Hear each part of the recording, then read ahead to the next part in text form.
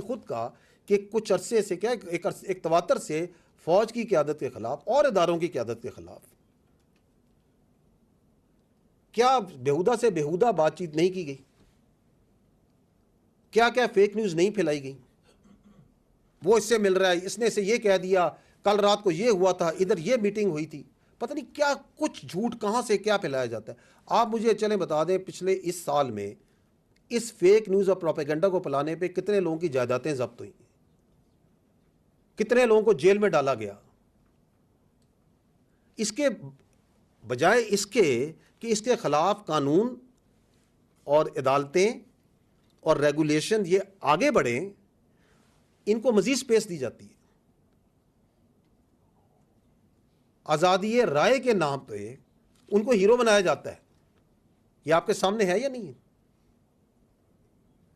This is what is happening. اور میں نے پہلے بھی یہ بات چیت میں عرض کی کہ یہ جو چیز ہے، آپ اگر اس چیز کو مزید سپیس دیں اور آپ اس کے آگے نہیں روکیں گے تو یہ اور بڑھے گی، اور آپ کو بڑھتی ہوئی نظر آ رہی ہے۔ کیونکہ بلی کو آپ جتنی جگہ دیں گے وہ مزید آپ پہ چڑھائی کرے گا۔ کیا یہ پاکستان میں یونیک ہے جو ہو رہا ہے؟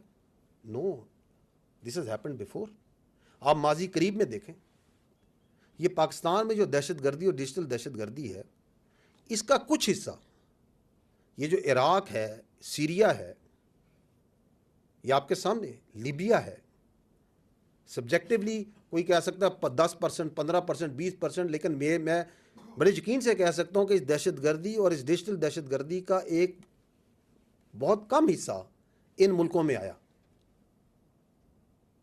اسی طرح نفرتیں پھیلائی گئیں، اسی طرح مسٹرسٹ پھیلایا گیا، اسی طرح ان کی فوج پہ، قانون نافذ کرنے والے اداروں پہ اٹیک کیا گیا، فزیکلی بھی کیا گیا، ذہن سازی ذہنوں کے ذریعے بھی کیا گیا یا نہیں کیا گیا؟ وہ بڑے امیر ملک تھے، یہاں سے لوگ وہاں نوکریاں کرنے جاتے تھے، کیا بنا ان کا؟ آپ کے ملک میں اس سے بہت بڑا حملہ ہو رہا ہے، آپ کے سامنے ہو رہا ہے، اور آپ کے ایک طرف خارجی ٹولہ بیٹھا ہوا ہے جو افغانستان میں پناہ لے کے بیٹھا ہوا ہے، اور دوسری طرف بھارت ہے جو کہ موقع کی طاق میں ہے یہ کب اس کی فوج اور اس کے ادارے ویک ہوں تو ہم اپنی واردات ڈالیں۔ اور اس کے ثبوت ہیں، آپ ماضی قریب میں دیکھ لیں۔ 2016 میں ایک مشہور جو ایک اینالسٹ ہے ویسٹرن، کیا اس نے یہ کہا نہیں تھا کہ مجھے پتا ہے کہ اگر پاکستان نے I am not the exact words, لیکن اس کا مطلب یہ تھا کہ اگر Pakistan has to go down تو یہ پاکستان فوج ہیز ٹو گو ڈاؤن۔ ابھی مجھے نظر نہیں آ رہا۔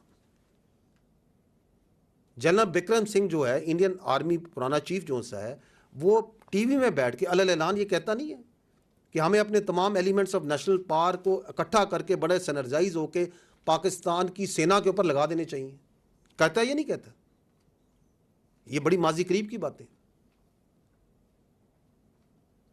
اجے ڈوول کیا بولتا ہے انڈیا کے اندر جو ان کے پبلکلی وہ کہہ رہے ہیں، آپ کے سامنے ہیں۔ So if this thing keeps on going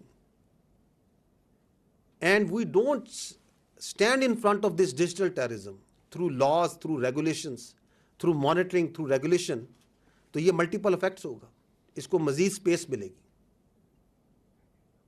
ہوائیور آپ دیکھیں کہ باوجود اتنے بڑے اٹیک کے، فزیکل کے اور ڈیجیٹل کے، آپ یہاں بیٹھے ہیں، اس ملک میں کاروبار چل رہے ہیں، لوگوں کی زندگیاں چل رہی ہیں،